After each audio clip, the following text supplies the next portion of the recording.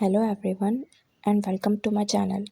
So this is the first story of this channel and उसका title है नेली plies epic 72 day race. अब जिन लोगों को नहीं पता है कि नेली प्लाई कौन थी, तो नेली प्लाई बेसिकली एक यंग एंड ब्रेव जर्नलिस्ट थी जिन्होंने 1889 से 1890 के बीच में रेस किया था around the world and it is one of the fastest which anyone could thought of and basically Nellie Bly के जो लाइफ इवेंट्स हम इस वीडियो में डिस्कस करने जा रहे हैं वो किसी भी एडवेंचर बुक से ज़्यादा एक्साइटिंग है। सो मेक श्योर कि आप इस वीडियो को एंड तक सुने एंड एंजॉय करें। नेली ब्लाई, जिनका रियल नेम एलिजाबेथ कॉक्रेन था, वो 1864 में अमेरिका के पेंसिल्वेनिया में बॉर्न हुई थी and in the late 1800s most of the people की यही थिंकिंग थी कि women should cook food and raise kids and they belong to the home only and उस टाइम पे बहुत फ्यू ऐसी वुमेन्स थी जिनके पास एक्साइटिंग जॉब्स थी एंड ऑलमोस्ट कोई भी ऐसी वुमेन नहीं थी जो कि अकेले अपने घर से बहुत दूर ट्रैवल किया हो जिन्होंने एट दैट टाइम। बट नेली ब्लाई वॉज वेरी डिफरेंट बिकॉज जब वो बड़ी हो रही थी तो उनके फादर की डेथ हो गई जिनकी वजह से उनके चाइल्डहुड पे असर पड़ा। But she was very smart and she love to write. When she was about 20 उन्होंने न्यूज़पेपर में एक आर्टिकल पढ़ा that women belong at home and they do not work in offices और do men's jobs which made her very angry and उन्होंने उस newspaper को एक strong letter लिखा जिसका टाइटल उन्होंने रखा lonely orphan girl.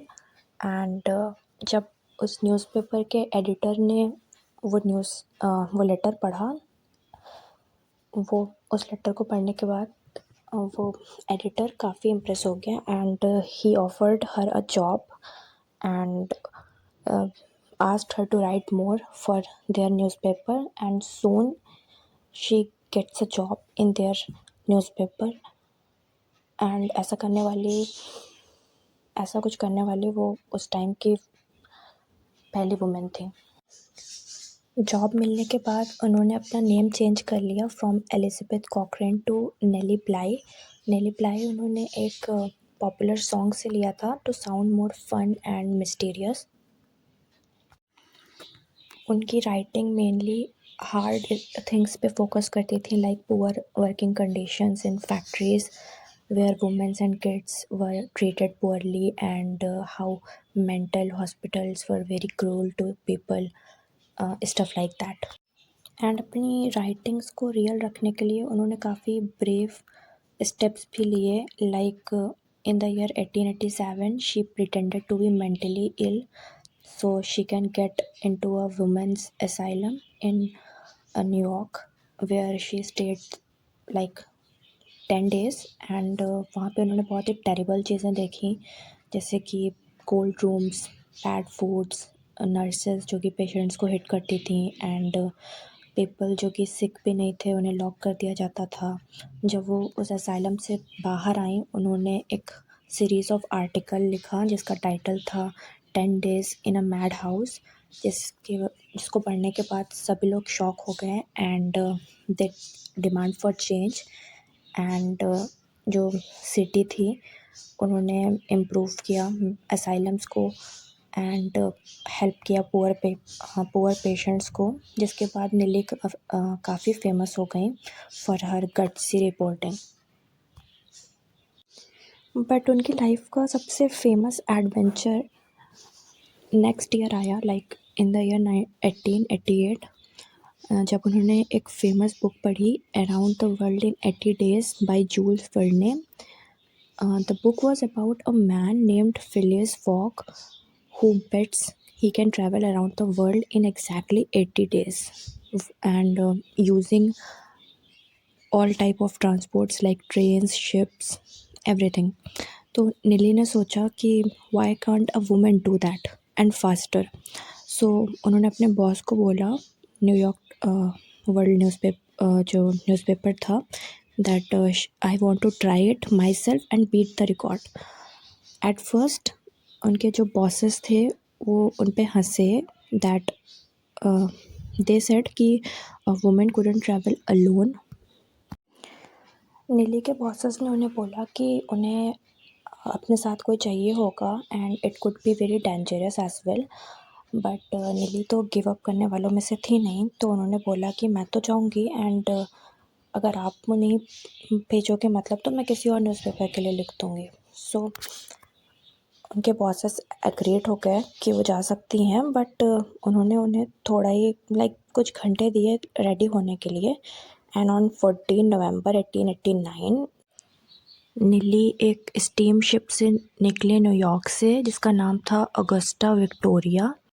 She was 25 years old at that time and carrying only few dresses and some personal belongings, papers, ink, for the writing, and उनके पास कोई बड़ा लगेज नहीं था, बस एक स्पेशल पासपोर्ट था और कुछ पैसे थे।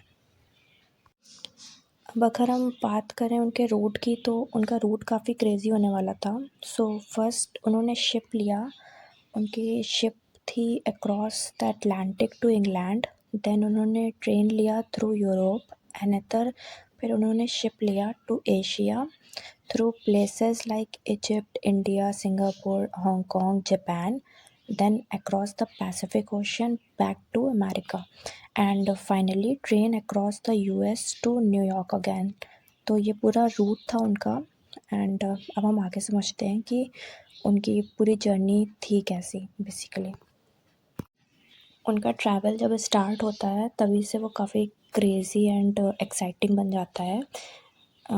इन इंग्लैंड वो जूल्स वर्ने से मिली उनके फ्रांस वाले होम पे।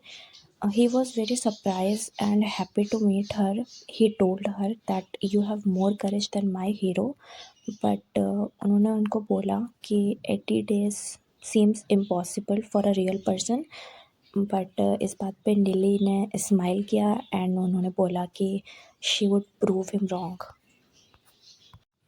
इसी तरह नीली अपने पूरे ट्रैवल में आगे बढ़ती गई and whenever she gets a chance to write तो वो लिखती थी एंड टेलीग्राफ की हेल्प से अपने शिप के थ्रू वो न्यूज़पेपर को अपना आर्टिकल भेजती थी ताकि वो प्रिंट हो सके। And the people in America was very crazy for her journey।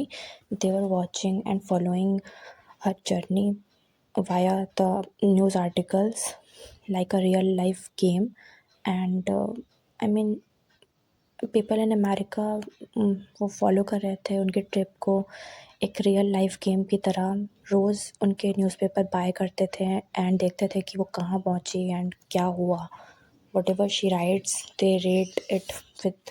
ऐसा नहीं है कि उनकी जर्नी बहुत इजी रही, उनकी जर्नी के कुछ स्कैरी मोमेंट्स भी थे, जैसे कि जब वो इजिप्ट के सूज़ कैनल से गुज़र रही थी तो वो पायरेट्स के बारे में काफ़ी वरीड थी एंड हीट की वजह से वो काफ़ी सिक भी हो गई।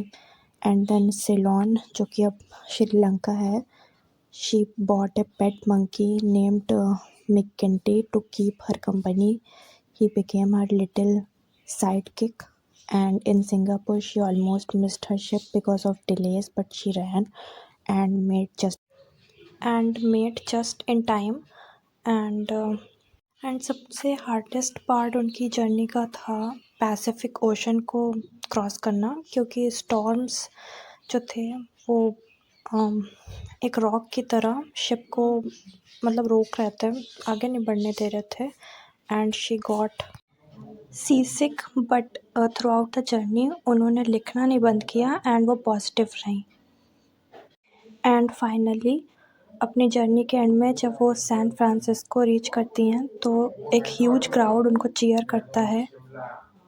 एंड 25 जनवरी 1890 को only 72 days 6 hours and 11 minutes के बाद नेली स्टेप्ड करती हैं off the train in New Jersey. And then वो वहाँ से एक फेरी लेती हैं न्यूयॉर्क पहुँचने के लिए। चारों तरफ फायरवर्क्स हो रहे होते हैं, बैंड्स प्ले हो रहे होते हैं and thousands and thousands of people उनका नेम शाउट कर रहे होते हैं उनके वेलकम के लिए, बिकॉज़ उन्होंने फ़िक्शनल जो 80 डे रिकॉर्ड था उसको बीट कर दिया था, क्योंकि उन्होंने ये पूरी जर्नी 72 डेज़ में ही कंप्लीट कर दी थी। She also beat another journalist जिनका नाम था एलिज़ाबेथ बिसलैंड, जो कि एक अनदर राइवल पेपर के थ्रू भेजी गई थी, जिन्होंने अपनी जर्नी पूरी करने में 76 डेज़ लिए थे, बट नीले ने इसको सिर्फ 72 डेज़ में ही कंप्लीट कर लिया था। So Nelly became a superstar there. She proved that a woman could be brave, smart and independent. And उनकी ट्रिप ने दुनिया को ये दिखाया था कि ट्रैवल करना वर्ल्ड में कितना फास्टर हो गया है just because of new ships and trains, and it made people dream about seeing the whole planet. After that Nellie kept doing amazing things. उन्होंने वार्स पे रिपोर्ट लिखा, वर्कर्स के लिए वर्कर्स की हेल्प की to fight for better pay, and even tried to run a factory fairly. She got married, but sadly young age में उनकी death हो गई 1922 में at the age of 57 due to pneumonia. Neely got passed away, but Neely's story is very special because she was just a regular person who said why not me, and changed how people saw women and adventure. नीली जब born हुई थी तो वो कोई rich या powerful नहीं थी.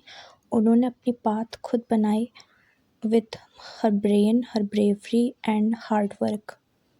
So now this is the story of Neeli and her 72-day race. And you can tell me what you guys think, and would you try a race like that today with planes and cars, or what part sounds the scariest to you? If you like this kind of videos, then please do subscribe to my channel and press the like button. And yeah, we will